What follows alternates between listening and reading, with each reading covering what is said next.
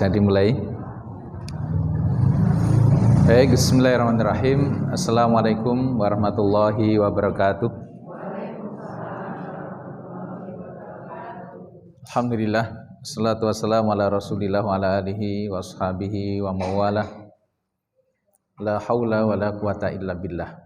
Rabbana la ilma lana illa ma 'allamtana wa 'allimna ma yanfa'una. Allahumma hdina wa dibina waj'alna sababan liman ihtada. Allahumma aftah lana futuhal arifin. Allahumma aftah lana futuhal arifin. Allahumma aftah lana futuhal arifin wa ba'du. Muhibbin, ibu-ibu yang dirahmati Allah. Alhamdulillah ini tanggal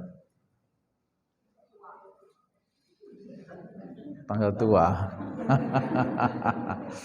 Masya Allah, ini tanggal 8 Sya'ban nggih. Nggih, tanggal tua napa tanggal muda cik tanggal 8 kok. Masih ada pengaruhnya tua mudanya.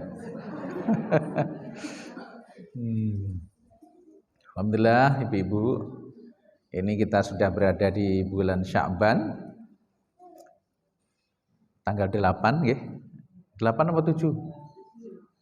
7. Perbedaan apa mboten iki? Kok beda neh? 7 nggih. Terus. Nah, coba delokan.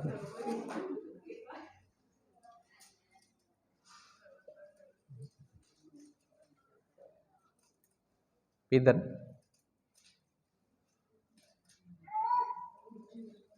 7? Masya Allah. Wes ya. Enggak. Orang beda neh iki. Alhamdulillah para ulama menyampaikan Sya'ban itu syahrul ghaflah. Bulan di mana berdasarkan hadis Rasulullah sallallahu alaihi wasallam yakfalun nas, banyak orang ghaflah, banyak orang lalai. Kenapa lalai? Kebanyakan manusia tidak bisa menghargai nilai bulan Sya'ban karena ia berada di antara Rajab dan Ramadan. Rajab itu satu dari Ashhurul Hurum, bulan-bulan yang dimuliakan. 3 saudaranya bersama-sama, Dzulhijjah dan Muharram. Kemudian satu yang jauh, bulan ke-7, yaitu bulan Rajab. 4 bulan itu yang telah ditetapkan oleh Allah Subhanahu wa taala sebagai bulan-bulan yang mulia. Napa wau, Bu? Dzulqa'dah, Dzulhijjah, Muharram. Dzulqa'dah, Dzulhijjah, Muharram. Itu satu yang jauh. Napa niki? Rajab. Engko metu lho ning ujian ditulis. Piye?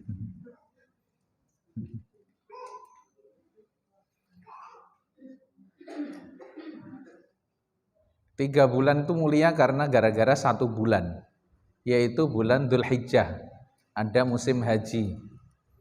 Dzulqa'dah orang berangkat haji. Dzulhijjah pelaksanaan haji. Muharram orang pulang dari haji. Jadi kemuliaan 3 bulan tersebut terkait dengan ibadah yang agung, yaitu ibadah haji.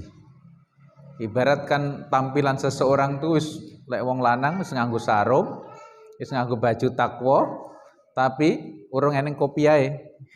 Enggak perlu dikasih kupluk kaji. Ya toh, maka kopiah haji itu sebagai simbol penyempurnaan tampilan seseorang. Itu di hadapan manusia, begitu pula di hadapan Allah Subhanahu wa taala. Makanya yang sudah haji biasanya pakai napa? Kopiah putih dan perlu dipanggil Pak Haji. Dipanggil Ahmad tok nesu dek kaji ke larang cung. Nah, sementara Rajab ini jauh di bulan ke-7. Tentu ada keistimewaan tersendiri. Nah, kita ini sedang berada di antara bulan yang agung yaitu bulan Ramadan dan bulan Rajab. Hingga Rasulullah menyampaikan ini bulan banyak orang lalai karena nggak dianggap hebat. Padahal jamaah sekalian, kita ngaji alon-alon ya sebelum bahas masalah Ramadan. Karena kalau kita ini pengen beres Ramadannya, maka harus beres sejak sekarang. Apa rahasianya akan kita bahas, insya Allah. Jadi bulan Sya'ban ini banyak orang melalaikannya karena tidak tahu nilainya. Sya'ban itu adalah safir. Sya'ban itu adalah barid. Atau kalau bahasa kita adalah kurir. Kurirnya Allah.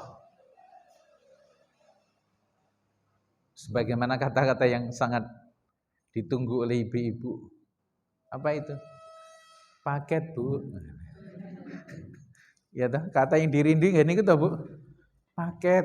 Ya lah itu kurung paket ki langsung. Ya, yang antarkan paket siapa ya? Kurir. Bulan Sya'ban ini adalah bulan sebutannya adalah kurir. Yang mana kurirnya ini tugasnya adalah membawa semua amalan kita selama 1 tahun. Amalan kita selama 1 tahun itu dibawa oleh bulan ini menghadap Allah Subhanahu wa taala. Amalan kita yang harian itu disetorkan kepada Allah kapan? Pergantian siang ke malam. Kemudian pergantian malam ke siang. Jadi 2 kali sehari itu. Malaikatnya beda dengan bawa catatan beda. Ada yang bersifat mingguan, yaitu setiap hari Senin dan hari Kamis. Ada yang bersifat tahunan, yaitu Sya'ban. Jadi ibarat orang manajemen, Sya'ban itu adalah waktunya tutup buku. Di mana semua amalan kita selama setahun itu oleh sang kurir, oleh bulan Sya'ban ini disetorkan kepada Allah Subhanahu wa taala. Maka Rasulullah menjelaskan mengapa beliau ketika ditanya oleh sahabat Usamah, kenapa baginda berpuasa di banyak hari pada bulan Sya'ban ini? Jawab beliau, karena di saat itulah, di bulan Sya'ban ini, amal-amal kita diangkat kepada Allah Subhanahu wa taala. Dan aku senang apabila ketika amalku diangkat aku dalam keadaan berpuasa. Hal itu pula yang disampaikan oleh beliau ketika beliau berpuasa di hari Senin dan Kamis.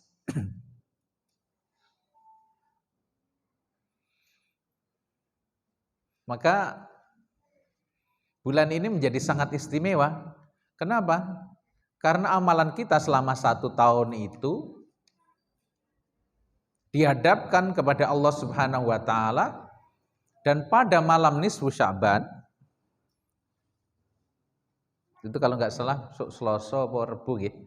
Kalau sekarang tanggal 7 kapan? 9, 10, 11, 12, 14. Berapa ini? Selasa, Rabu, Kamis, Jumat, Sabtu, Ahad. Coba hitungan. Selasa tanggal 15. Berarti Senin malam. Diiling-iling ya. Besok Senin malam. Berarti pekan depan kayak hari gini ya. Pas nisfu Sya'ban itulah Allah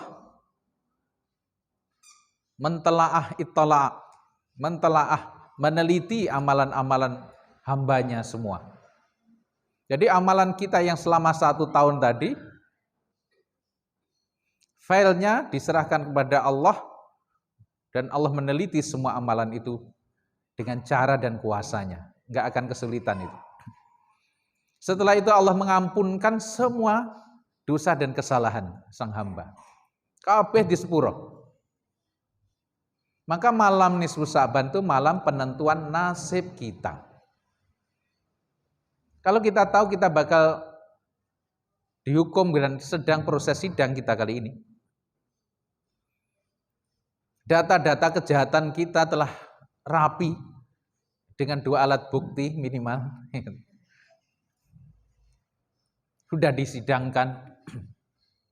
Walaupun juga ada kebaikan yang kita lakukan, tapi tiba saatnya sang hakim harus ketuk palu untuk menentukan nasib kita.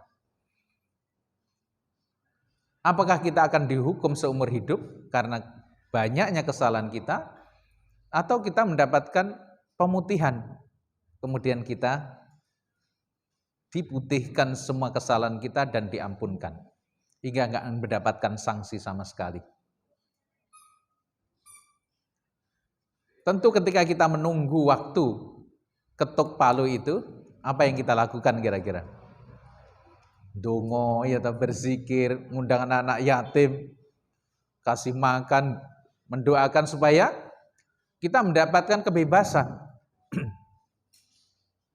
Itulah yang terjadi pada malam Selasa yang akan datang, nisfu Sya'ban. Hingga para ulama di seluruh dunia mengisinya dengan banyak kebaikan. Memang tidak ada sholat khusus, tidak ada ibadah khusus, tapi karena malam itu penentuan nasib, hingga mereka mengisinya dengan banyak kebaikan. Beramal soleh, berbagi, tilawah, berzikir, sholat, apa saja. Ini sedang menunggu keputusan.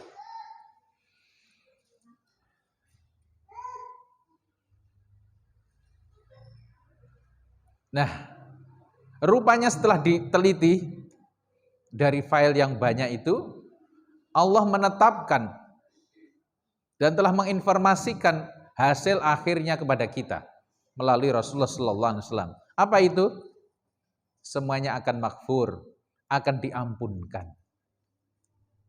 Legono mboten, Bu? Akan diampunkan. Kecuali, ada kecualinya ini. Yang tidak mendapatkan pemutihan hanya 2 tipe manusia. Yang pertama musyrik, yang kedua musyakhin. Orang yang sampai malam itu masih berbuat syirik, mempersekutukan Allah.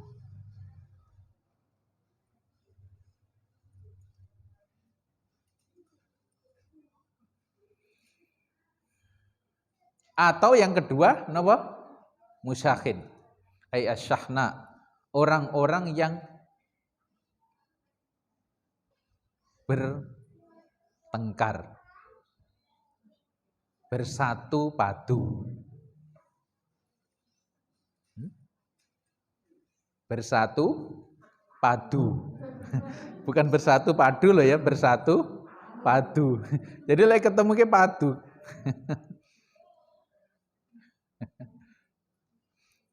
Orang yang seperti ini tidak mendapatkan maghfirah dari Allah.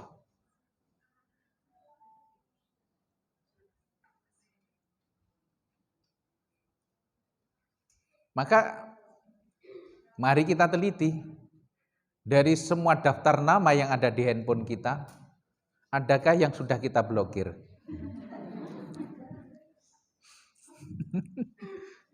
Lebih. Sekarang tiba saatnya kita menulis setelah assalamualaikum, ya. Bunda cantik, atau beb, atau besti, atau apalah silahkan namanya di situ. Di hari yang istimewa ini saya mohon maaf. Mungkin selama perjalanan kita sekian lama ada hal-hal yang kurang berkenan. Apapun alasannya, saya mohon maaf. Begitu halnya bila jenengan ada kesalahan pada saya, juga sudah saya maafkan. Allah Subhanahu wa taala memaafkan kita semuanya. Kuwi tulisan ngono kuwi. Setelah kok tulis, kok wocon neh. Dikirim ora. Ya, dikirim ora. Kenapa? Dia itu menfitnah saya, Ustaz. Saya dizolimi, saya dibohongin. Saya bangkrut gara-gara dia. Apalagi peristiwa as-sahna ini terjadi pada orang-orang dekat biasanya. Yang satu keluarga. Gara-gara apa? Warisan. Ada satu keluarga, ayahnya meninggal, ibunya masih. Punya anak laki-laki 2 sudah menikah. Kedua putranya ini bisa dikondisikan. Kalau dalam faraid, pembagian dalam ilmu Islam, ibu dapat 1/8, sisanya dibagi berdua. Kan gitu, enak toh. Tapi sing enggak terima ki mantune lho piye. Sing enggak terima ki sapa? Mantune. Menantunya yang enggak terima. Allahu Akbar. Akhirnya bengkerengan ya toh. Apa itu? Apa bengkerengan itu? Padu ya, berseteru. Apapun alasannya, ibu-ibu sekalian, kemudian kita ini congkrah, bermusuhan, bahkan kita sempat memutus silaturahim. Sekaranglah saatnya. Tulis itu tadi. Enak nggak enak, berani nggak berani, nanti gimana ya? Renungkan itu. Masih ada beberapa hari. Dikirim ora. Jangan telat, jangan sampai sudah lewat malam nisfu Sa'ban. Karena begitu Anda ngirimkannya setelah nisfu Sa'ban nggak ada gunanya sudah. Karena permusuhan ini harus diakhiri kapan terakhir? Senin malam besok. Wis tak tulisan sik saiki ra apa-apa. Kadang-kadang ada orang itu mampu berzikir 1000 kali. Ada orang turingan bersedekah puluhan ribu, ratusan ribu, jutaan mungkin. Tangannya ringan untuk membantu siapa saja. Namun tangannya tiba-tiba letoy, lemes, tidak mampu mengangkat handphone, nggak berani dudul handphone. Sekedar untuk mengirim permintaan maaf dan memberi maaf. Tuh. Ada orang yang bisa berjalan jauh ke masjid, ke majelis ilmu. Bahkan dia melakukan perjalanan 9 jam ke Makkah Madinah, ya toh? Jauh jalan yang telah dia tempuhi. Tapi kentol ini ada beban 1 kental ini. Kentol ini apa? Yus kuwi maksudnya. Di sini ada beban 1 kuintal yang kanan, yang kiri juga 1 kuintal.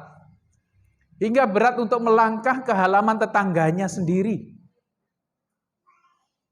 Kemudian mengetuk pintunya dan meminta maaf.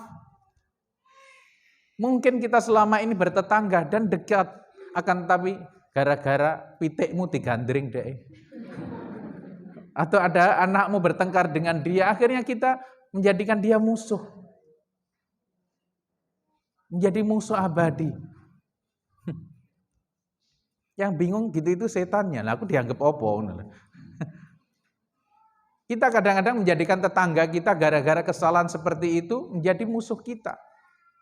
Sangat berat kaki kita untuk melangkah menginjak halaman rumahnya. Apalagi tangan kita berani mengetuk pintu rumahnya. Wonten apa mboten mriki? Kayak ora neng, kayak jenengan wajah-wajah tanpa dosa tuh.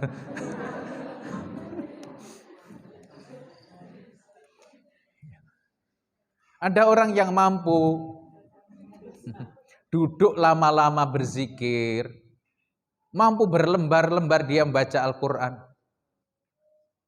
mampu berrakaat-rakaat dia sholat malam, tapi lemah dia, tidak memiliki satu pun kekuatan untuk datang mengunjungi temannya, saudaranya, tetangganya yang sempat bersengketa dengan diri kita. Hingga putuslah silaturahim itu. Padahal ibu-ibu sekalian dirahmati Allah, memang tidak ringan. Tidak ringan, tapi itulah ibadah yang hebat. Silman qata'ak wa'ti man haramak. Sambunglah silaturahim pada yang sengaja memutus. Berilah kepada orang yang enggan memberimu. Gak usah jauh-jauh dulu. Mungkin dia itu suamimu. Loh, ngono loh. Bisa jadi dia itu siapa? Suamimu sendiri. Ya toh? Ya gimana Pak, ya emang suami saya itu enggak teli loh. Enggak ngasih nafkah sailinge ya toh. Harus saya yang mencukupi kebutuhan keluarga. Padahal dia itu udah berusaha. Usaha ini. Maka ada orang minta diurusin surat STNK, surat nikah, dia urus. Ada orang nyari tanah, dia urus. Ada orang nyari jodoh, dia urus. Dia usahakan. Nah, dia kan pengusaha sebenarnya. Apa-apa diusaha gitu. Cuma mungkin rezekinya nggak sebesar bunda gitu loh. Istri ini rezekinya lancar, Allah sedang bukakan pintu rezeki melalui jenengan. Gara-gara itu kita kecewa.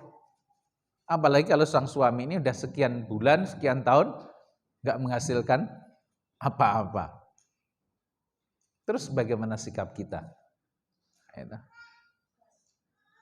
Ikhlas. Apa ditendang wae di tukar tambah ke apa piye. Karena kita menganggap menafkahi itu kewajiban utama. Itu kesalahannya. Diingat-ingat ibu-ibu ya. Kewajiban suami apa yang utama? Menafkahi. Nah ya kuwi keliru ilmumu. Makanya ketika suamimu enggak mampu memberi nafkah yang cukup, kamu kecewa. Gini apa nggih? Loh, jujur mawon, gini apa nggih? Gitu loh. Karena kita keliru. Tugas suami yang utama bukan menafkahi, ibu-ibu. Keliru lah mengaji gue. Tugas suami itu ada dalam Al-Qur'an. Ya ayyuhalladzina amanu qu anfusakum wa ahlikum nar. Tugas suami yang utama itu menjadi benteng, menjadi tameng bagi ibu-ibu dan anak-anak. Tugas utama dia itu menjadi tameng, menjadi benteng dari api neraka. Wes kuwi tugas utama. Jadi lek bojomu kaya sarung limprak-limpruk ning omah. Kuwi wis barokah lho. Nyapa? Karena tugas utama apa? Menjaga ibu-ibu dan anak-anak dari api neraka. Jadi kalau ibu-ibu punya salah ya bikin majelis ghibah lah. Ngobrol-ngobrol lek orang ngomong konco kan ra enak tuh, Bu. Betul apa betul? Ngaji ini bertahun-tahun tapi lek ghibah tetap enak itu. Bahkan yang masjid loh. Iya. Allahu Akbar. Kesalahan istri yang nanggung siapa? Suaminya. Lu enak toh? Anak-anak punya salah suaminya. Maka dia menjadi tameng. Tugas utama menjadi tameng dari api neraka. Jadi ibu-ibu tenang aja. Eneng urusan arek eneng rokok dhek sing maju. Itu tugas utamanya. Tapi ojo ngledek ngono, mumpung ini sing nanggung. Atau minta sing elek wae, enggak boleh. Ya. Tapi selama ibu masih punya suami, maka tenangkan hati bunda. Kenapa? Yang membentengi ibu dari neraka sudah ada. Walaupun suami ibu tidak harus soleh, apalagi solehah. Iya toh, karena lelaki yang nggak mau ke masjid itu namanya lelaki solehah.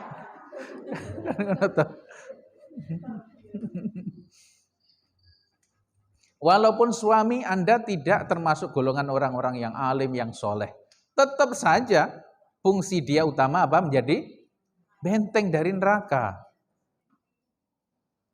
Gitu. Makanya istri Firaun siapa? Asiyah. Asiyah tetap berbakti kepada suaminya. Apapun yang dilakukan oleh Firaun. Karena dia tahu dia sebagai istri. Jadi untuk berbakti kepada suami, urusannya bukan apakah suamiku soleh atau tidak, baik atau tidak. Selama Anda menjadi istri, maka jadilah istri yang terbaik. Gak usah nuntut suaminya. Yang kalau kamu itu baik padaku, aku akan lebih baik. Kalau kamu setia, aku akan jauh lebih setia. Pret. Islam gak ngajarin begitu. Kita tetap sebagai istri harus berbakti kepada suami apapun keadaan dia. Termasuk kalau suami tidak mencukupi kebutuhan nafkah kita. Ya pokok ngono, memang begitu karena nafkah itu bukan tugas utamanya. Dieling-eling lho. Tugas utama dadi benteng niku wau. Ilmu anyar iki.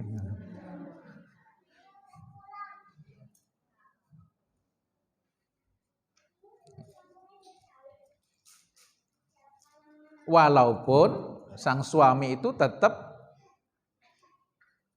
memiliki tanggung jawab pada kebutuhan keluarganya.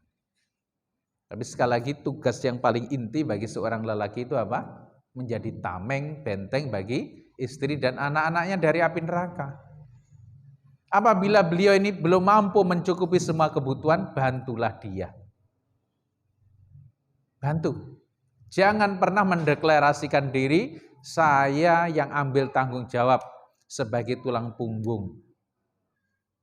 Jadi siapapun Anda dokter, Anda punya usaha macam-macam ya toh. Penghasilannya lebih-lebih. Sementara suami tidak memiliki penghasilan sebanyak Anda. Jangan pernah punya niat saya sebagai tulang punggung keluarga ini. Apa yang terjadi kalau itu dibiarkan? Akan hancur, Bu, keluarga itu. Akan hancur. Akan tiba saatnya pada titik jenuh tertentu dan kita harus bubar. Setidaknya tidak akur lagi. Jadi kalau ibu-ibu punya penghasilan lebih, niatnya jangan ingin menjadi tulang punggung, tapi membantu. Ini niat loh. Jadi yang mahal itu niatnya ini. Begitu keliru niat, hasilnya juga beda nanti. Sehebat apapun ibu-ibu, niatkan ketika kita itu mendapatkan rezeki melebihi suami, niat untuk membantu.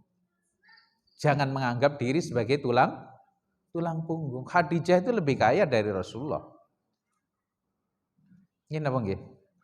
Walaupun Rasulullah ketika melamar juga sudah kaya, usia 25 tahun. Dalam salah satu riwayat ngasih maharnya 100 ekor unta.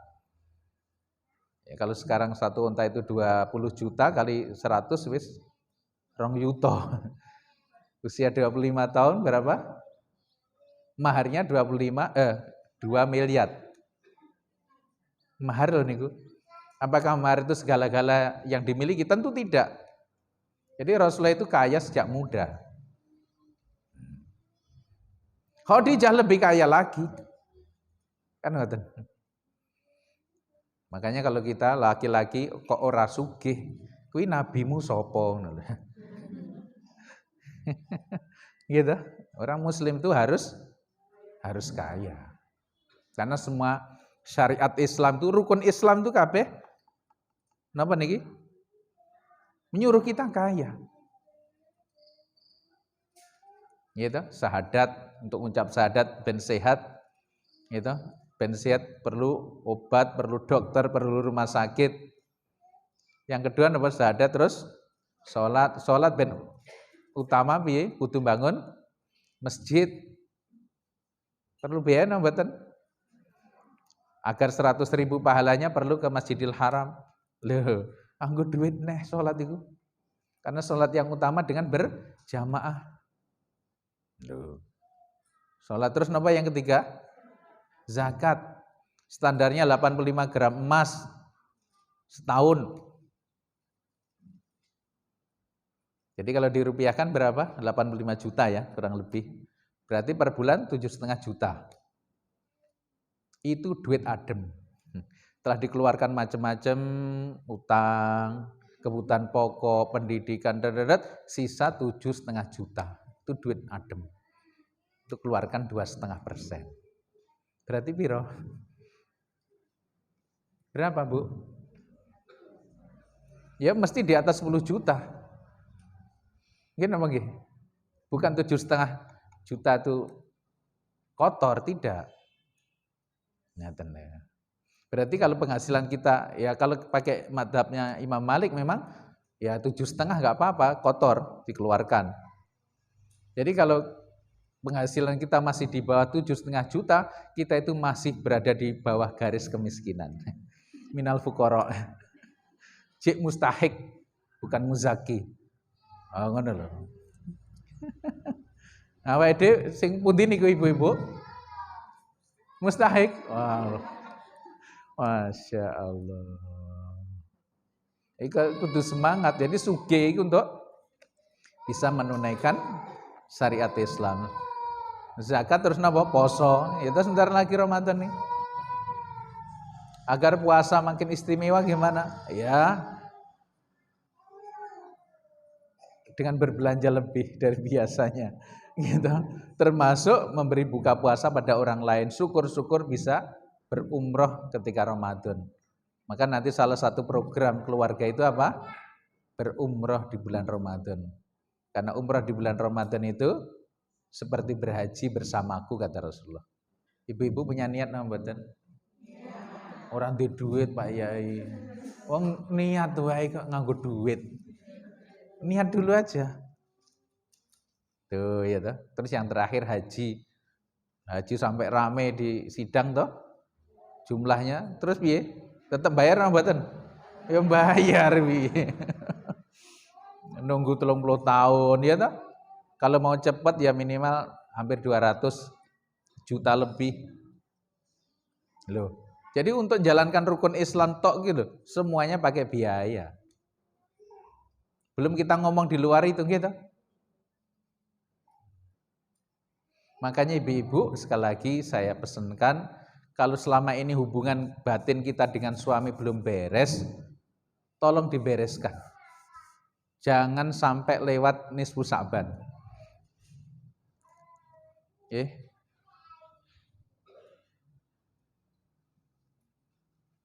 Kenapa? Karena suami itu mendapatkan tanggung jawab untuk membentengi istri dan anak-anaknya dari api neraka, dan di balik punggungnya itu ada surga.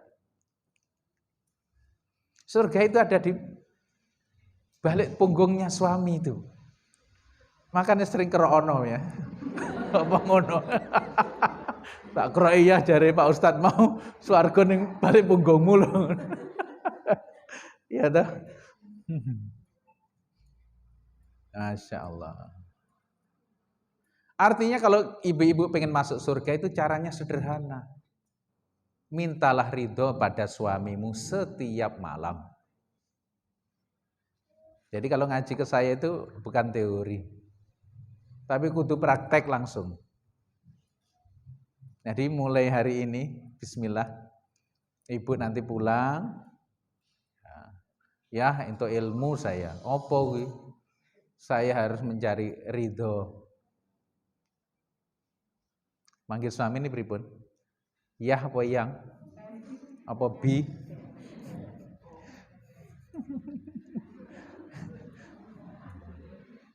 Jadi nanti biasakan sebelum tidur atau jam berapapun lah,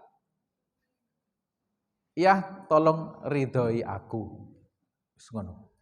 Bahkan Rasulullah menjelaskan dalam sebuah hadis yang sahih, di antara ciri wanita surga itu adalah ketika dia bersalah atau suaminya yang salah, maka dialah yang pertama kali datang kepada sang suami sambil memegang tangannya. Jadi seperti duduk, dia datang ke sini, megang tangan saya gitu. Ya, maafkan aku. Dan aku tidak akan melepaskan tanganku sebelum engkau ridho. Kalau ada wanita seperti itu, dialah wanita surga itu. Apakah itu ibu-ibu? Apakah itu ibu-ibu? Lah piye to? Menake kaya ngono-ngono tok lho. Gampang to niku. Piye? Tapi diingat, mungkin sholatmu hebat, puasamu hebat, zikirmu hebat, sedekahmu hebat.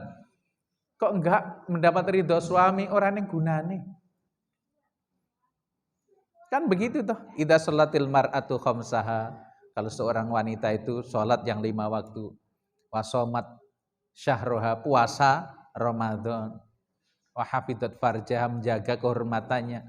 Yang terakhir wa ta'at zaujaha, mematuhi suaminya, maka dia boleh masuk surga dari pintu mana saja yang ia suka. Loh. Tapi ahli ibadah ya toh, orangnya solehah, kok enggak patuh pada suami, ora iso mlebu swarga. Maka sungguh bahagia kalau ibu-ibu mendapat ridho suami setiap hari. Ngoten. Syukur-syukur ketika sang istri meninggal, kemudian sang suami berkata di jenazahnya atau di makamnya, di pusaranya, ya Allah ana radin anha. Ya Allah aku ridho padanya. Ya Allah aku ridho pada istriku. Maka wanita itu langsung masuk surga dengan mudahnya. Maka openono bojomu tenanan. Aja sampai mati dhisik deh. Lar membunuh suami itu gampang kok. Kok pendeli terus. Kok seneni terus, cepat mati deh. Loh, tenan. Openono tenan suamimu iku. Ngomong pada dia, ya jangan mati duluan, biar bunda yang mati duluan. Mungkin kata-kata itu yang ditunggu dia selama ini. Pikiranmu aja elek loh ya, gue baru ngono rabine orang ngono kuwi. Agar ritual memberi ridho di atas pusara itu bisa dilakukan. Saya pernah didatangi seorang wanita yang suaminya meninggal. Ustadz tolong carikan saya suami, karena kena COVID kemarin. Kriteria ini pripun, sing ora gampang mati jadi. Oh piye repot. Karena tahu ilmu tadi jangan sampai dia yang mati duluan lagi. Biarlah saya yang dulu meninggal, ya toh, dan suami saya nanti akan mengikrarkan kalimat itu. Iki rada angel lek ngene iki. Kadang-kadang wong ketor sehat waras mati dhisik lho. Nggih napa nggih? Kam min sakimin asyahina minad dahri wa kam min sahihin mata biduni illah. Betapa banyak orang yang sakit ya. Bertahun-tahun orang mati-mati, dan ada orang yang sehat walafiat tiba-tiba mati mendadak. Kam min fata amsa wa asbaha dhahikan waqad nusijat akfanuhu wa huwa la yadri. Betapa banyak anak-anak remaja muda yang mengisi pagi senjanya dengan banyak canda tawa, padahal kain kafannya telah disiapkan namun dia tidak merasa. Oh, piye? Ibu-ibu ada yang pesan gitu ngenah mboten iki. Carikan suami sing awet urip ngono. Nah, karena kita enggak tahu nasib siapa yang mati duluan, mintalah ridho setiap hari. Itu jalan keluarnya hanya itu. Saya udah enggak punya suami, golek. Kok gampang angel sih. Cari. Walaupun sekarang prestasi Janda itu lagi menggila di mana-mana. Para wanita menuntut cerai suaminya itu. Setiap bulan kan ribuan itu. Enggak tahu di Karanganyar ini. Iya Mas, podo ora? Kok dadi janda kok bangga iki piye? Ya gara-gara urusan nafkah itu biasanya. Maka ibu-ibu yang masih punya suami, pertahankan. Iling-ilingen, selama kamu masih punya suami, kamu aman dari neraka. Enak. Kalau suami bejat, jahat, itu urusan dia dengan Allah. Kamu tidak ikut-ikutan. Boleh kita hanya menasihatkan, mendoakan, boleh. Tapi tidak bertanggung jawab. Kalau suami kita jahat, tidak baik, yang tanggung jawab adalah orang tuanya. Sementara kalau ibu-ibu tidak baik, yang tanggung jawab suami. Lha enak ora ndek bojo iki. Lho kaya ngono ora golek neh.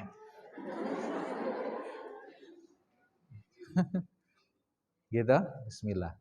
Ya, jadi pada malam di bulan Sa'ban ini ayo kita selesaikan urusan-urusan dengan hamba. Kalau itu enggak selesai, enggak ada gunanya ibadah kita di bulan Ramadan. Ramadan itu tamu istimewa yang akan membawa banyak kebaikan anugerah untuk kita. Ibarat seorang presiden datang ke sini. Tentu kita akan menyambutnya dengan baju pink. Rapi. Ya tadi apa Kamila ya, Mbak ya. Bajune pink. Ngono iki pink ta, Mbak jeneng? Iya ta, abe pink, mesti sadus.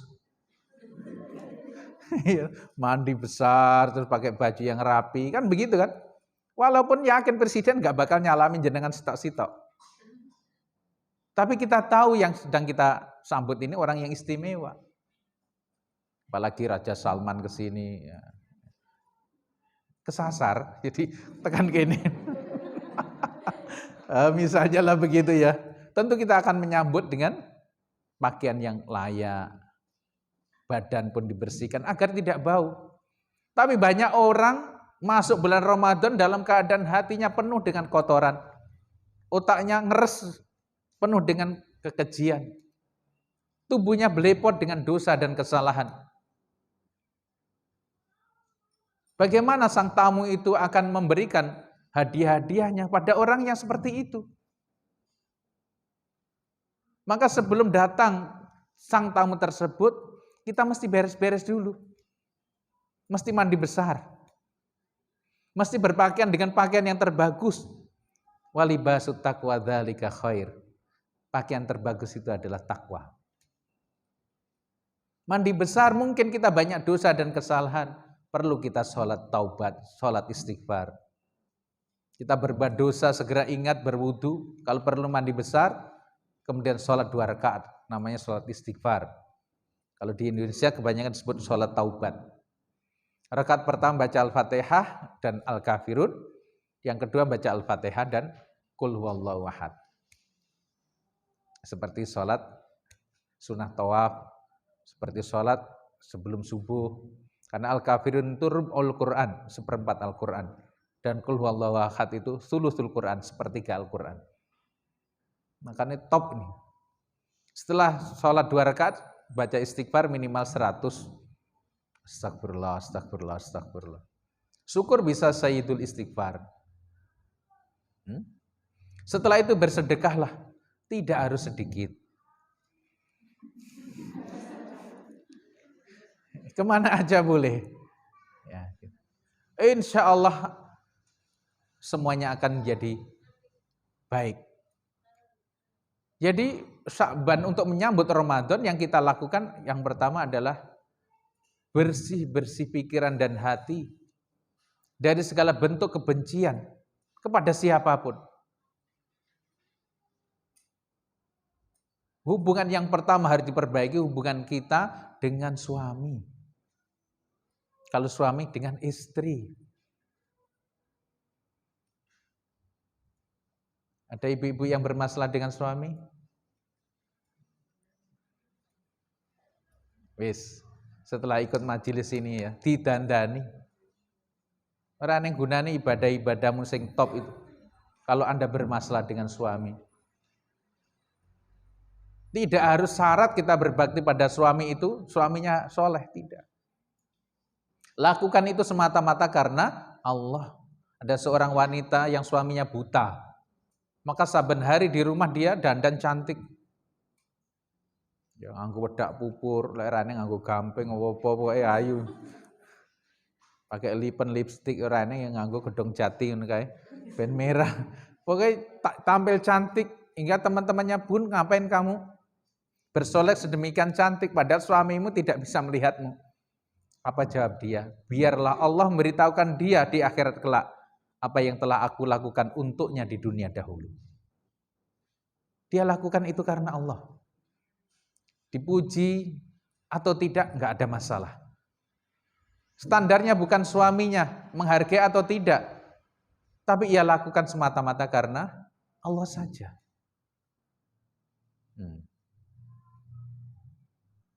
Jadi bakti pada suami jangan karena suamimu baik padamu, tidak. Anda akan baik kalau suami baik. Itu motivasinya karena manusia, nafsu. Berbuatlah baik kepada siapapun walaupun orang itu tidak berbuat baik kepada kita. Kita tetap menjadi baik dan tidak terpengaruh menjadi buruk gara-gara perlakuan buruk orang lain kepada kita. Kita biasa memberi tetangga. Kemudian tetangga itu membalasnya dengan sesuatu yang tidak baik. Kemudian setelah itu kita bersikap tidak baik padanya. Berarti kebaikan kita selama ini dipengaruhi oleh respon baik dari orang tersebut. Bukan karena Allah. Maka sejak Khadijah menikah, yang pernah saya ceritakan kemarin itu, tentu enak jadi istri baginda Nabi. Bahagia dia. Bangga dia. Dan perasaan itu yang ingin ditanyakan sahabiat kala itu.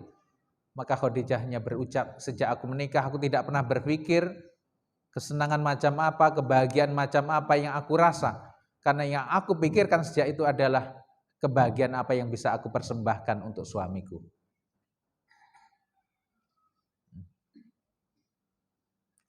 Coba berani tanya ngoten mboten. Bahkan di akhir hayatnya Khadijah ini di pangkuan Rasulullah menangis.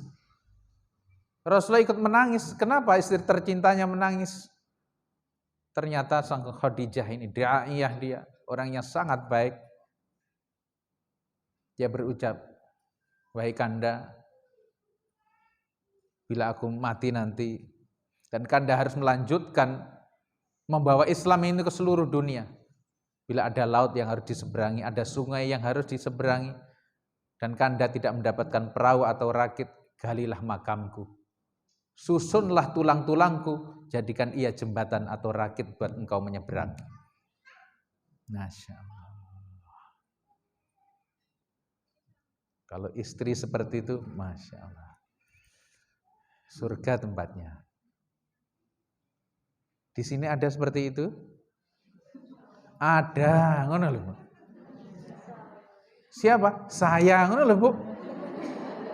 Jare pengen swarga jenengan iki. Kok saja ora seneng lho swarga iki. Pengen apa mboten? Ya budal sik kan. Pintu surga bagi wanita itu mudah, suami, selesai dah. Dapati ridho suami. Mulai dari sini ya, pakai ritual tadi. Minta ridho, ojo njaluk donga, opone njaluk duit. Minta ridho. Nah. Kok pijeti sik, kok kerok sik, kok kasih makan yang cukup. Wis to penak-penakno dek. Dia ini jadi tumbalmu loh itu. Dan neraka dia yang ngadepin kurang enak piye coba. Allahu Akbar. Nah gitu ya. Jadi pekerjaan pertama di bulan Sya'ban untuk nyambut Ramadan pripun? Bersih-bersihkan hati dan pikiran. Jangan sampai ketemu dengan tamu yang istimewa, tubuh kita bau, degil, kotor, belepot dengan kotoran. Pakaian kita juga compang-camping, bolong-bolong, bau sekalian. Pakailah pakaian takwa. Pikiran dan hati kita bersihkan kita maafkan siapa saja. Coba dieling-elingnya sejak kita balik dulu. Adakah sebuah nama atau dua nama atau lebih dari itu yang sampai sekarang kita masih mengingatinya? Begitu besar jasa dia untuk melukai hati kita. Sejak menikah sampai hari ini, ya, seberapa besar luka yang ditimbulkan oleh suamimu, atau oleh mertuamu, atau oleh orang tuamu sendiri, atau oleh anak-anakmu. Memang wanita mudah maafkan tapi tidak pernah bisa melupakan. Karena memang dia ahli sejarah. Ya, sudahlah. Semua sakit hati, apapun itu, dengan tetangga, bahkan dengan rekan, dengan teman, mesti urusan dunia. Semuanya mesti urusan dunia, gak mungkin urusan akhirat itu. Kenapa kamu benci dia, kamu putus silaturahim dengan dia? Ya gara-gara dia bisa tilawas setiap hari 1 juz, saya hanya 1 lembar tat. Eneng para kira-kira ngono. Ora eneng ngono kuwi. Mesti urusan dunia. Maka lupakanlah, anggaplah kecil untuk urusan dunia, apapun itu.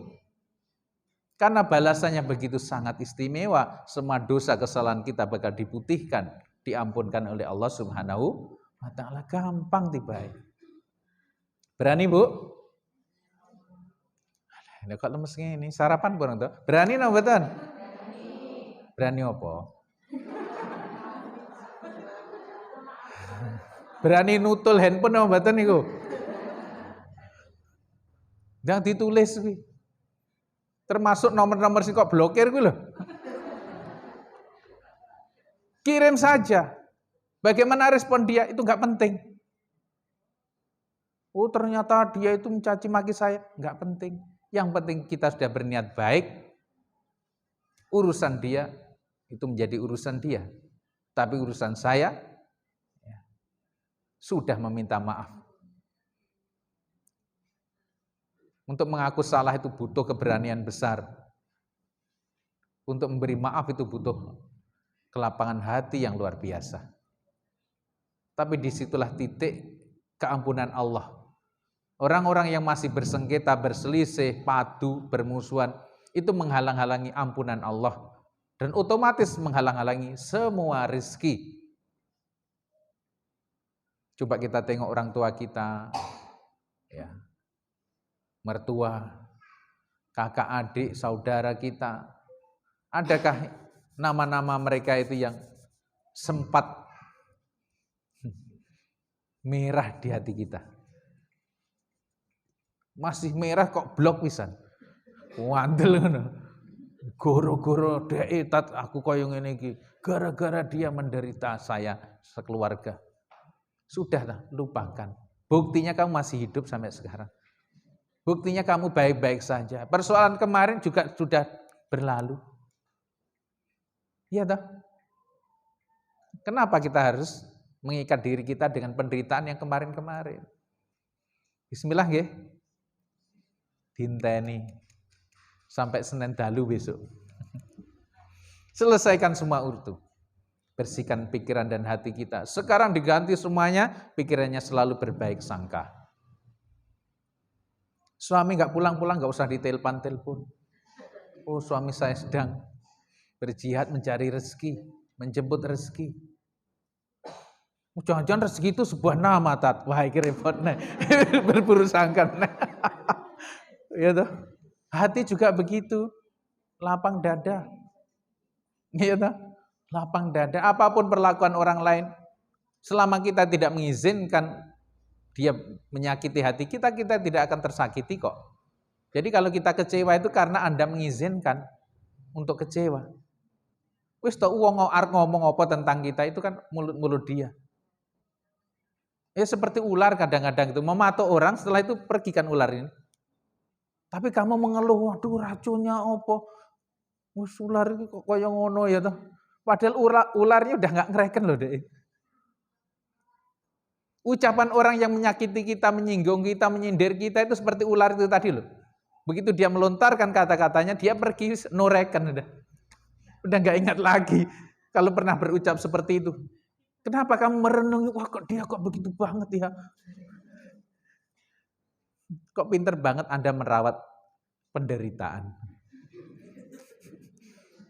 Kan ngoten toh, wis toh.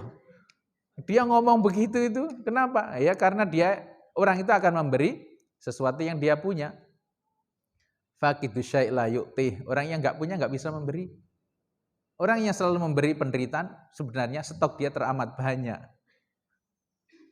Hingga harus ditumpahkan kepada kita.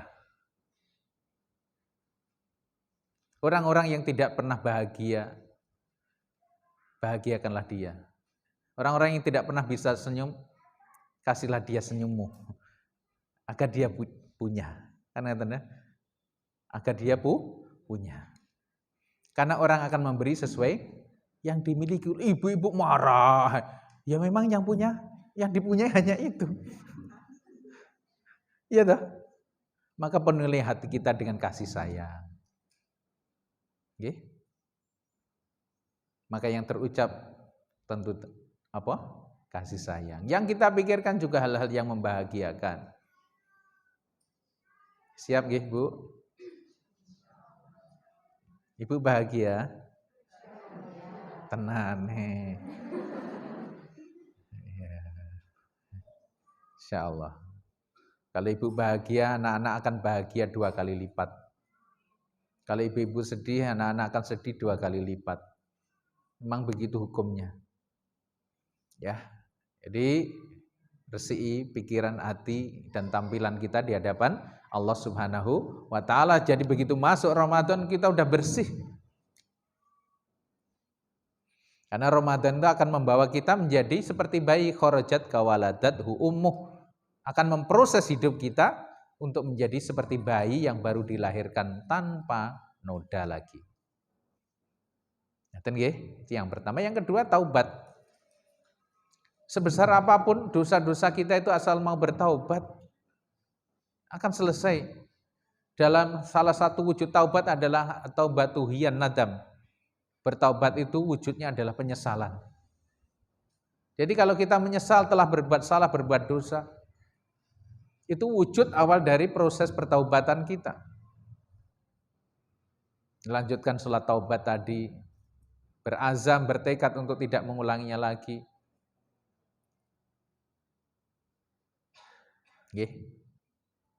Bahkan dalam Al-Quran, kulli ibadiyalladzina asrafu ala anfusihim la taqnatu mir rahmatillah.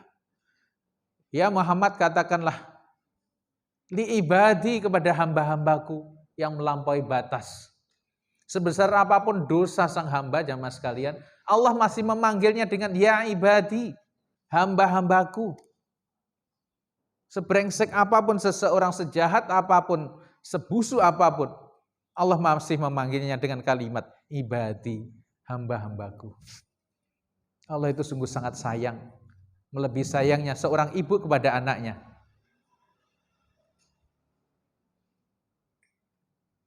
Allah itu senang menyambut pertaubatan hambanya. Melebihi senangnya seseorang kana fi ardin falat. Seperti seseorang kisahkan dalam hadis itu penunggang unta. Kemudian berada di gurun Sahara. Tiba-tiba ketika dia istirahat begini, untanya pergi. Kemudian dia cari ke sana kemari, fa'ayyisat minha. Dia putus asa untuk memperoleh kembali untanya yang telah pergi tadi. Kemudian dia bersandar di batu besar, menunggu ajal menjemputnya. Dalam kondisi dia putus asa, kenapa? Karena di punggung unta itu semua perbekalan makan minumnya. Sudah dicari ke sana kemari nggak ketemu.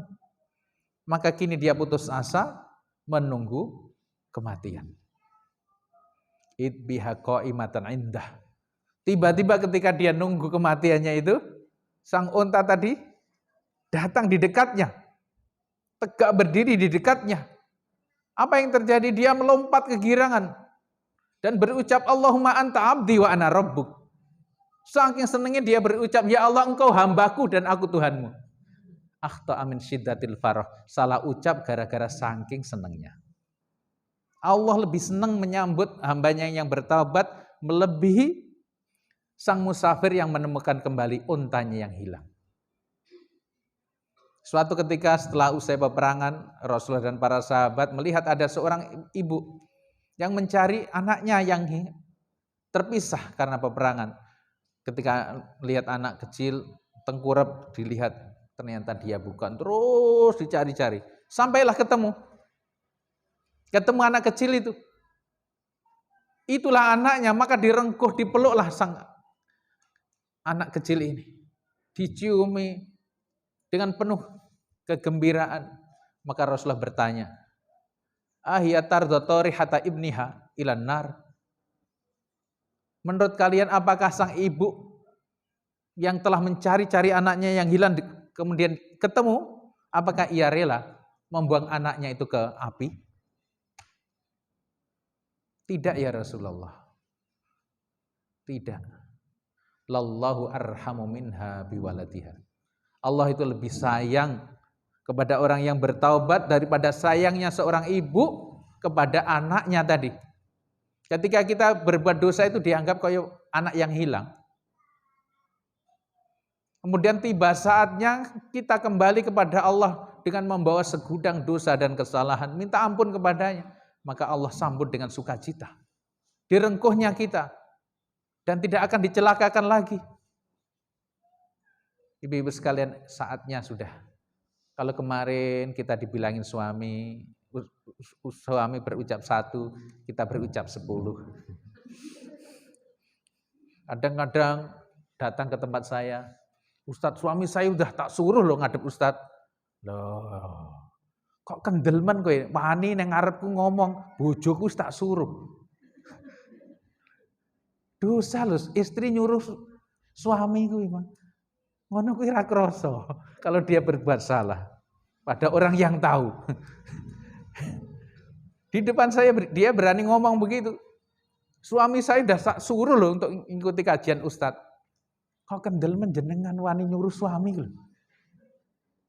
Bu, istri nggak boleh dosa nyuruh suami, nggak ada hak. Loh, ibu tadi kan merasa nggak salah toh?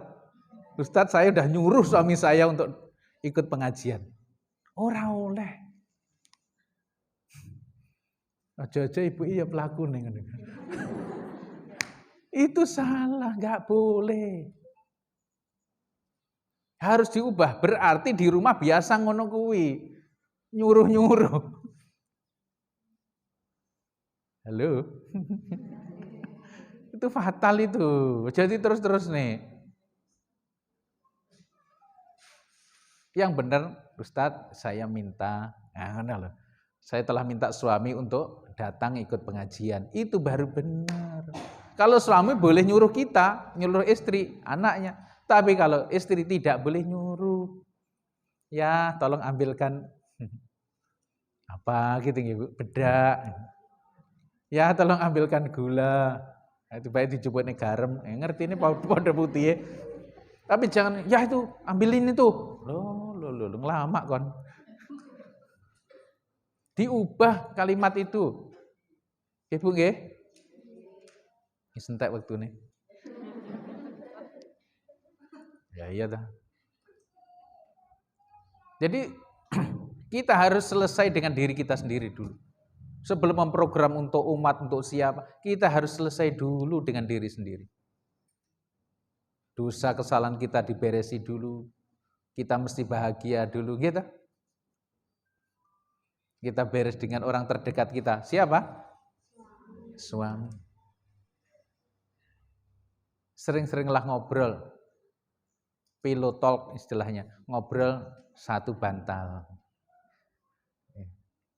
Itulah obrolan paling istimewa bagi pasangan yang masih hidup. Ya tuh, kowe wani ngobrol pas bojomu wis mati ngono gitu. Jadi obrolan yang paling indah itu ketika di tempat tidur satu bantal. Ngomong tuh. Yang lembut. Wanita itu tercipta sebagai makhluk halus. Iya tuh. Lembutkan suaramu, lembutkan sikapmu. Isto omong. Sanjunglah, pujilah dia.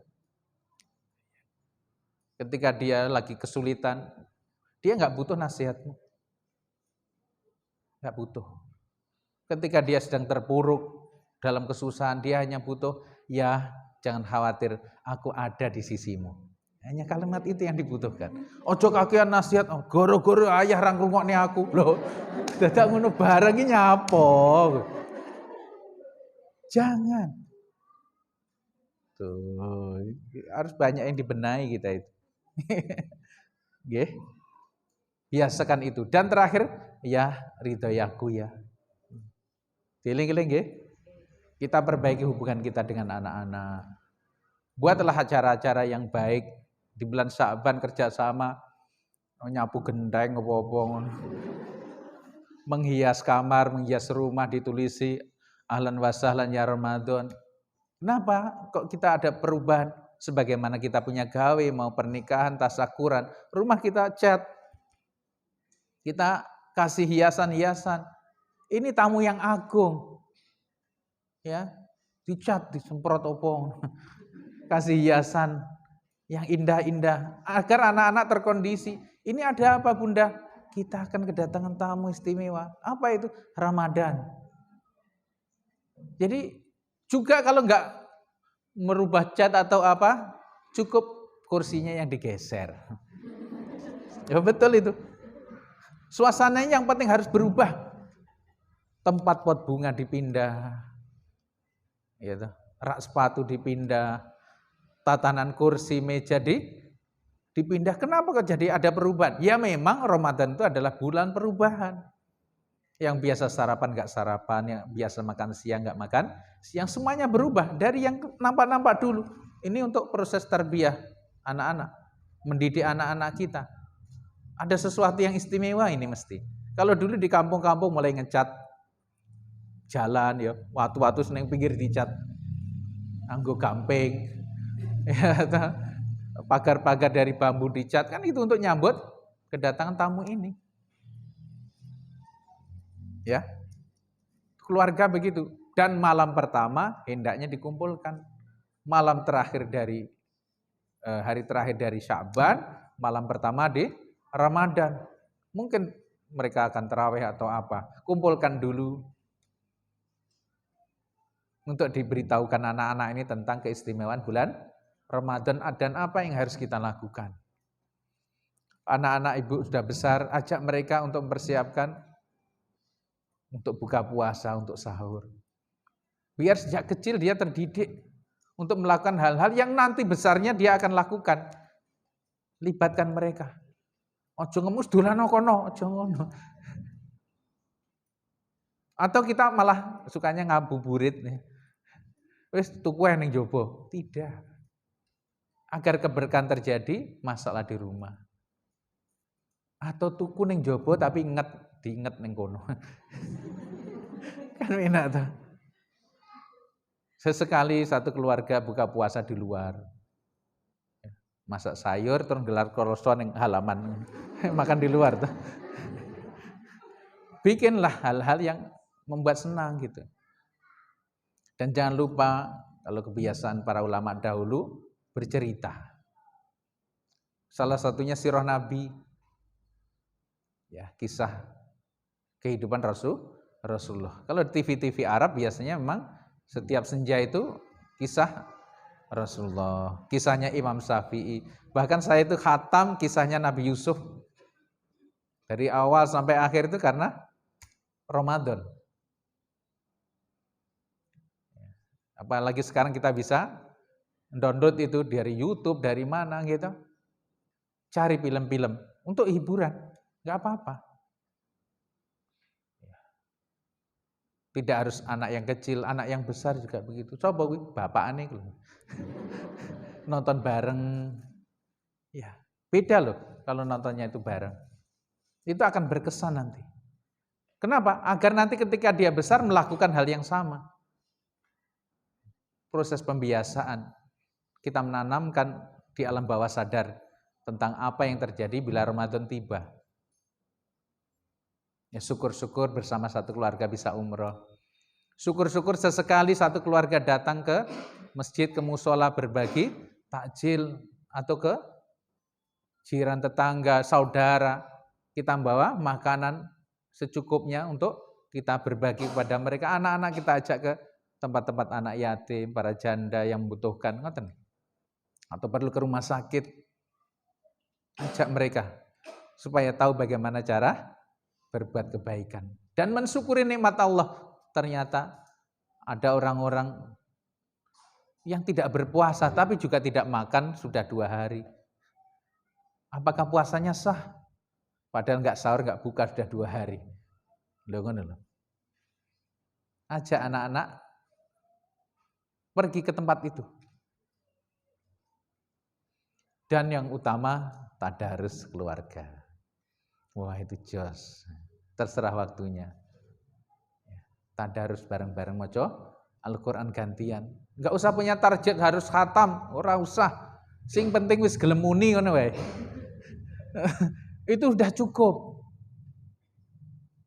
Bahkan ada kawan kita yang terpisah antar negara. Tadarusnya bagaimana online? Kalau enggak online cukup ibu-ibu ya di program. Bagaimana setiap hari itu ada proses membaca bersama tadarus. Walaupun tidak mesti 1 juz, selembar juga oke. Karena hal-hal itulah yang akan menyatukan dan membuat keluarga kita menjadi berkah. Menciptakan surga di rumah. Menghadirkan surga di rumah. Dan membuat surga di akhirat sana. Jadi sebelum surga di akhirat kita hadirkan dulu di rumah kita, baiti jannati. Masya Allah. Ya kui, lek masalah anggaran ya terserah jenengan lah. Ya. Siapkan mulai sekarang THR-nya. Tunjangan hari Ramadan. Jadi sebelum Ramadan belanjakan sarung, mukena, sajadah, sembako. Jangan berikan ketika hari raya. Tuku sarung diberikan untuk THR dalam arti yang umum, tunjangan hari raya. Dipakai sholat Id. Coba kalau diberikan sebelum Ramadan, akan dipakai sarung itu. Sebulan penuh nggak dicuci malah. Belikan baju untuk ustadznya, untuk anak-anak yang lagi di pondok, wah itu.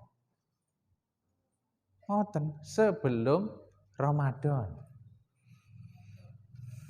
Ya, siapkan tuh THR-nya. Ngoten nggih, tunjangan hari Ramadan. Kok nanti jelang Lebaran ngasih? Enggak apa-apa. Double. Jelang Ramadan ngasih, jelang Lebaran ngasih lagi. Kan berinfak tidak harus sekali. Ya nggih. Wallahu a'lam bishawab. Kita lebih senang kalau interaktif, Bun. Monggo.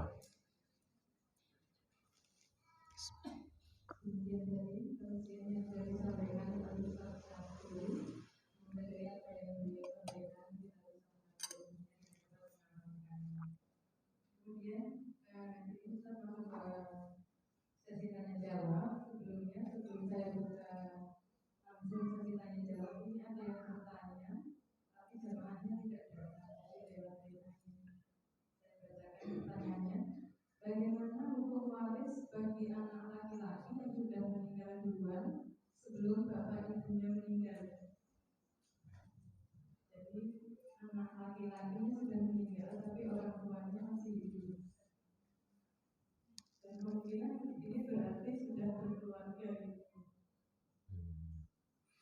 Ya, orang yang meninggal nggak dapat warisan, Mbak. Yang dapat siapa nanti? Anaknya. Ya, anaknya.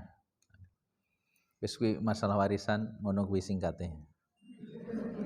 Jadi warisan itu untuk yang masih hidup. Mungkin dia malah mewariskan nanti. Dia meninggal duwe warisan ora, yang dibagi kan yang dia punya. Jadi warisan itu untuk yang masih hidup. Yang mati nggak dapat.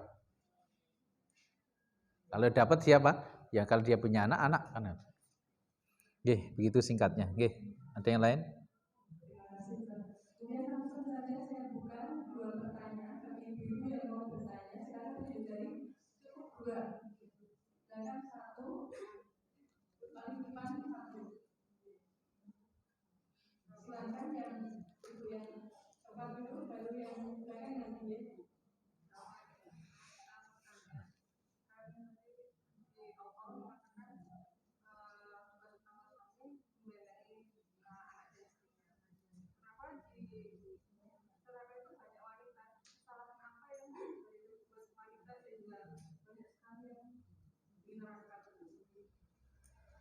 Iya.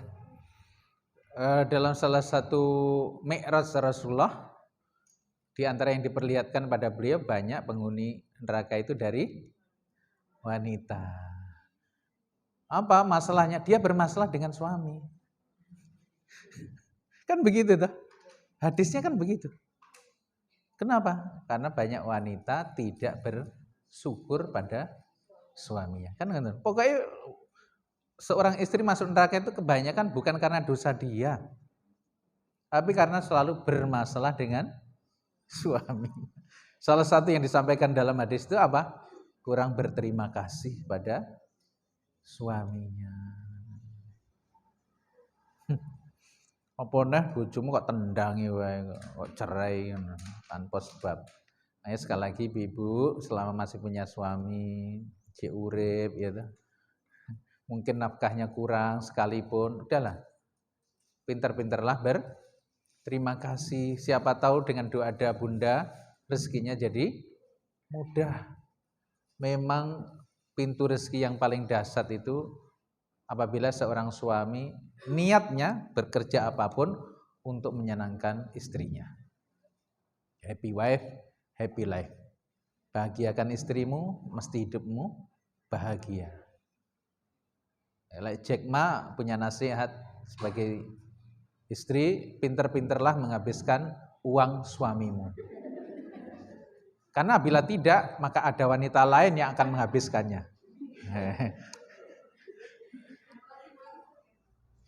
Moga asal ada hubungannya ya.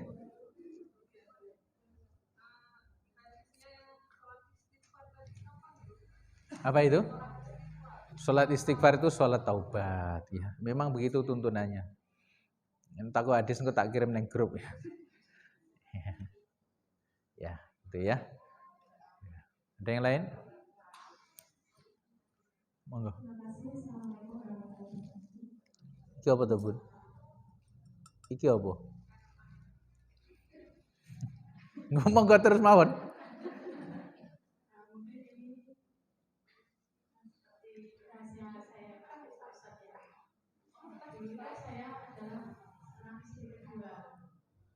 Pripun, Bu? Eneng koncone ora? Kami menikah secara agama, kemudian suami saya itu meninggal dari depan. Nah saat mati itu saya minta maaf kepada istri pertama, tapi istri pertama kiamat saya itu pokoknya saya minta maaf kesalahan saya dengan bapak, mohon dimaafkan Bu. Tapi cuma diam saja, tangan saya tidak diterima yang menarik. Itu gimana Pak Ustadz? Kemudian yang kedua, tadi Pak Ustadz bilang, saya mau ya di kamu nih. Padahal saya pernah ada kajian juga, kalau di akhirat nanti kita bisa berkumpul lagi dengan kita. Kalau kita tidak berkahwin, itu gimana Ustadz? Terima kasih. Assalamualaikum warahmatullahi wabarakatuh. Assalamualaikum warahmatullahi wabarakatuh.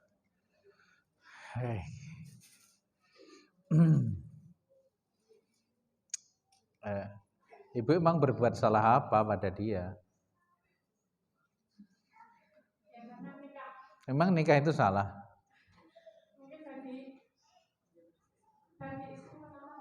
Enggak menurut jenengan, aku ora menurut dhek kok. Ya wes, selesai berarti. Ya, tapi ibu udah berbesar hati menyampaikan hal itu. Masalah dia menerima atau tidak itu kan urusan dia. Oke, jadi ojo digawe sedih lagi. Doakan aja suaminya. Ya. Insyaallah. Atau berdua sepakat golek bojo. Tuh, betul. Kita itu pernah ditawari begitu. Itu di mana? Di Jawa Timur sana. Ustadz ini ada, tapi harus 2 paket sekaligus. Jadi suaminya meninggal, punya istri 2 begitu. Ini nggak akan menikah kecuali 1 paket. Jadi itu ya Bu ya, jangan ambil hati lagi. Karena pernikahanmu itu nggak ada salahnya. Dan seorang lelaki ketika menikah tidak harus dapat restu dari istrinya. Makanya omongan orang-orang itu lebih baik minta maaf daripada minta izin. Wah, ilmune ngono lho. Wah, untung bapak irane iki. Wis aja diomongne kuwi. Ilmu lelaki ini. Nah, apa yang kedua tadi, Bu? Oh iya ya, menikah lagi. Jadi memang bagi orang yang menikah, kalau sama-sama beriman nanti akan dipertemukan dengan suaminya. Kalau dia menikah 2 kali, ada 2 riwayat. Riwayat yang pertama dia boleh memilih dengan suami mana yang paling baik. Ada riwayat yang lain dengan suami yang terakhir. Maka Rasulullah SAW sepeninggal beliau, istri tidak menikah lagi. Kenapa? Makanya sebutannya Ummahatul Mukminin, ibunya kaum mukminin. Sebagaimana ibu, mosok anak menikahi ibunya. Enggak boleh. Maka enggak mungkin istri Rasulullah itu akan menikah dengan lelaki lain. Apa ada yang lebih hebat dari Rasulullah? Ya, saiki golek ana apa-apa. Sing lebih hebat dari yang kemarin kan iso ae ta, Bu? Oh, no. Tapi kalau itu sudah yang paling hebat ya sudah. Ya, menjanda juga enggak apa-apa. Single parent tuh bukan jadi aib. Imam Syafi'i dibesarkan oleh ibunya sendiri. Syekh Abdul Qadir Jilani ibunya sendiri. Banyak tokoh-tokoh hebat dunia itu karya dari single parent. Ibu yang hebat. Ngaten nggih? Ya. Ribon masih? Cukup ya kayaknya.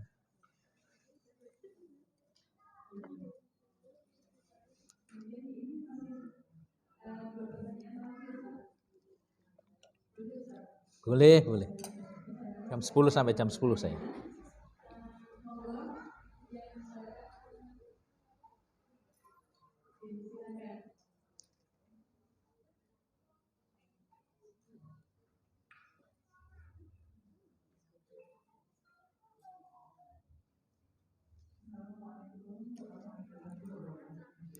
Islam.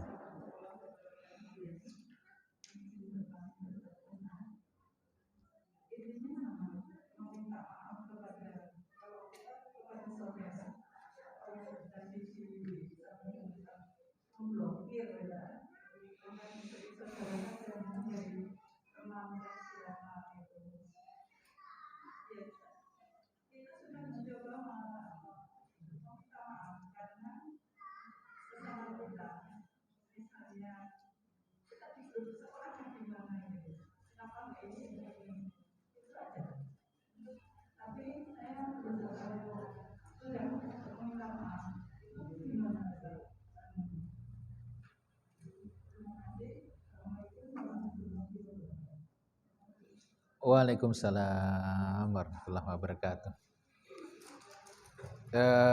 Ibu-ibu, sebenarnya ada ilmunya yaitu.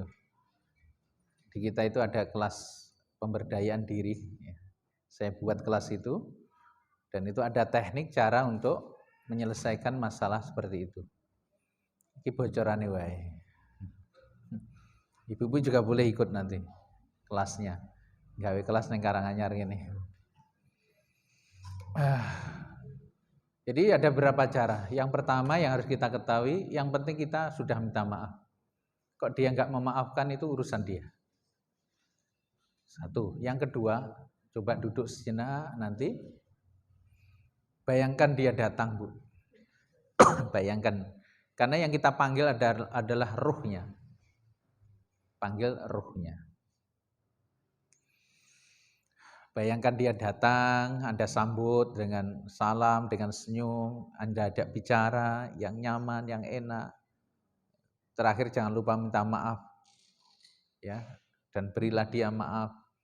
Bayangkan dia nanti sudah senang, kemudian dia pergi meninggalkan ibu dalam keadaan sudah lega, sudah plong. Ulangi itu beberapa kali. Di hari-hari biasa perbanyaklah doa.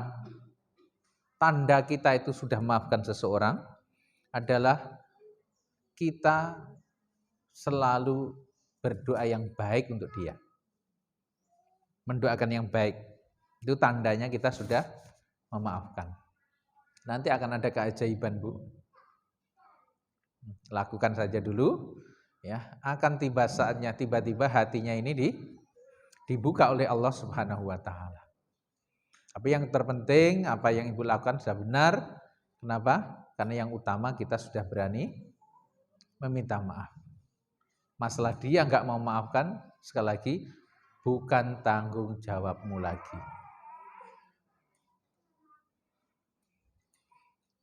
Yang bisa Anda lakukan kalau Anda pernah berbuat salah sama dia, ketika ketemu orang lain, omongkan kebaikan dia. Juga ini termasuk bagaimana cara saya memperbaiki hubungan dengan orang yang ternyata sudah meninggal duluan. Kita ada salah dengan dia, tapi belum sempat minta maaf. Bagaimana caranya itu? Caranya adalah dengan sering menyebut kebaikan orang tersebut. Walaupun kita tahu ada yang tidak baik tentang dia, tutupi itu. Bu, gimana tetangga jenengan yang itu? Masya Allah orangnya baik, santun, ya, ramah. Padahal biasanya sering muring-muring tok. Dia itu pemberi, padahal pelit, gegembanya raketes. Apa nih gegem dolar ya. Jadi cara kita minta maaf pada orang telah meninggal, caranya seperti itu. Sebutkan kebaikan-kebaikan dia dan doakan. Agar Allah memberi ampunan, Allah merahmati dia. Itu caranya. Atau kita telah berbuat salah pada orang yang mungkin belum meninggal, tapi kita kehilangan jejak, nggak bisa menghubungi, nggak ada telepon dia, nggak ada dia. Nggak ada yang bisa akses untuk kepada dia. Caranya begitu. Ngaten nggih? Bismillah. Ada lagi yang dari luar, monggo.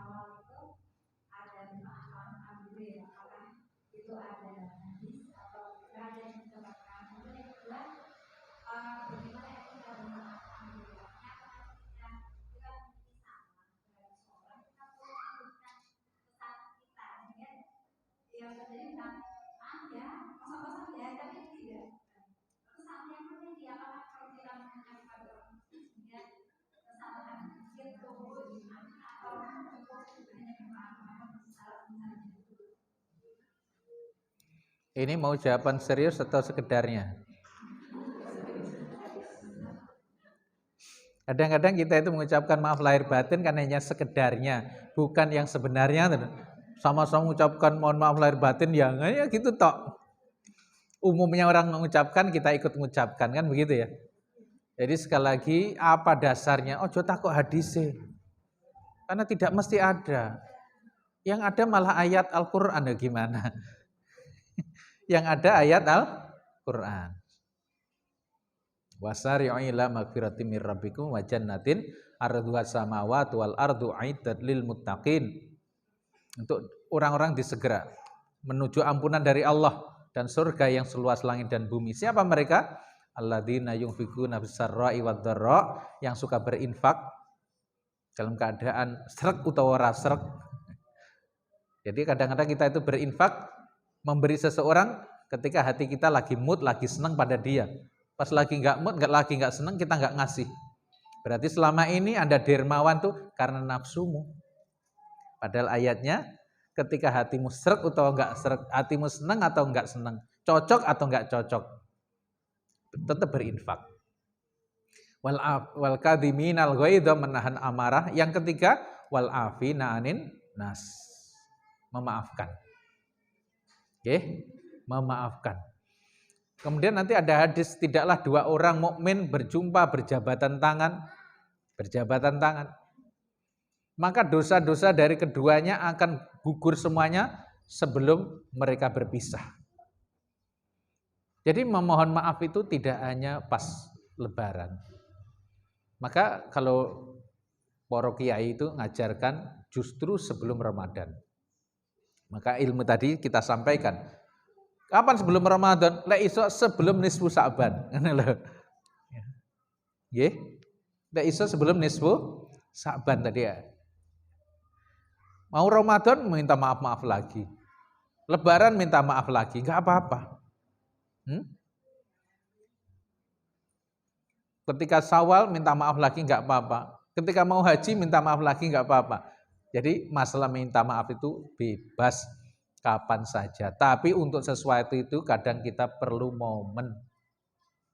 Kita perlu momen. Jelang Ramadan atau ketika Ramadan, ketika bahas ya ayyuhalladzina amanu kutiba alaikumusiyam, itu pas. Ya. Tapi kok waktu Ramadan bahas masalah kurban itu enggak pas. Gini oke.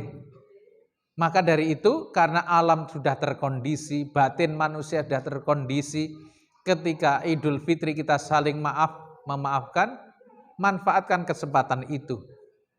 Ketika hari-hari biasa Anda datang ke rumah tetangga yang bersengketa selama ini, artinya apa yuk? Orang udah curiga aja bawaannya. Tapi kalau Syawal datang, nggak akan ditanya lagi. Gini oke. Mesti diterima dengan baik, dikasih kongguan yang isinya rengginang itu kan. Jadi semua itu butuh momen, Ibu ya. Ngaten, wallahu a'lam. Nggih.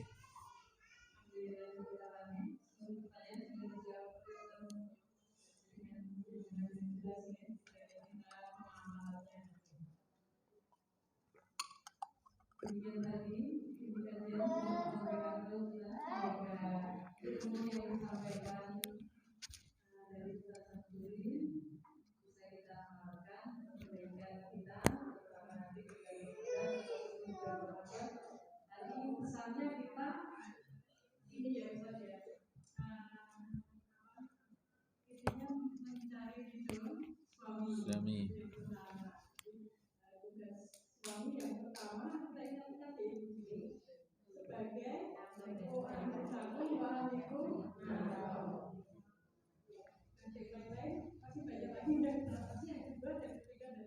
Saya tambah dikit.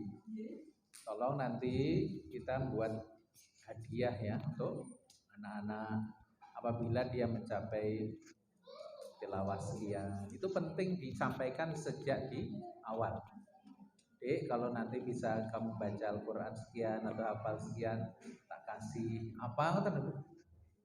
Tapi apanya jangan ngambang ya. Ya, tak kasih iPhone. Makanya di hadiah sangat penting. Yaitu kemudian diajak bersenang-senang dengan cara yang halal. Tempat wisata atau jalan-jalan kemana. Jadi yang utama adalah tadi memberi reward ketika mereka bisa melakukan apa yang menjadi kesepakatan bersama. Maka sampaikan itu pada malam pertama Ramadan. Atau kalau bisa sehari sebelumnya itu akan lebih bagus. Allahu a'lam.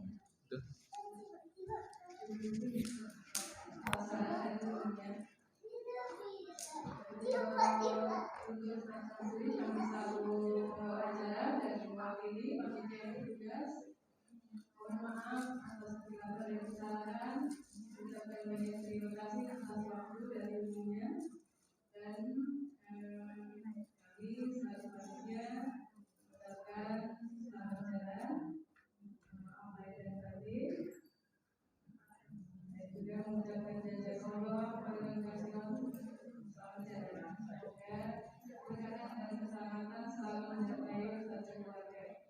Amin, amin, amin.